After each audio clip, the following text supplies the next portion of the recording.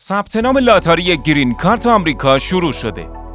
میدونی چطور میشه شانس برنده شدن در لاتاری رو بالاتر برد؟ هر متقاضی با داشتن حداقل تحصیلات دیپلم 12 ساله دبیرستان یا 2 سال سابقه کاری در مشاغل مورد قبول میتونه به عنوان نفر اصلی در لاتاری آمریکا ثبت نام کنه و یک شانس داشته باشه. اول از ثبت نام افراد مجرد شروع کنیم. اشخاص مجرد زیر 18 سال فقط به صورت زیر مجموعه والدین و نهایتاً با 2 شانس امکان شرکت در لاتاری رو دارند.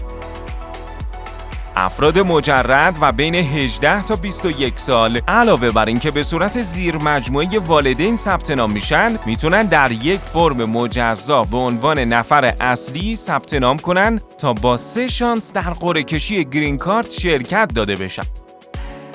اما افراد مجرد بالای 21 سال تنها میتونن به عنوان نفر اصلی ثبت نام بشن و نمیتونن زیر مجموعه والدین قرار بگیرن.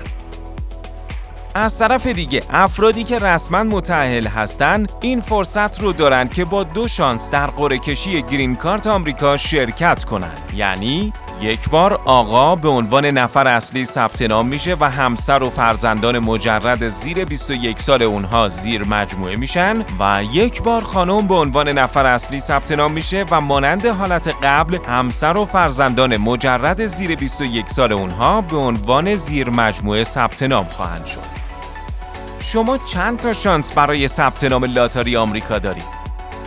ایرانیان لاتاری از ثبت نام لاتاری تا اخذ ویزا و اقامت در آمریکا همراه شماست.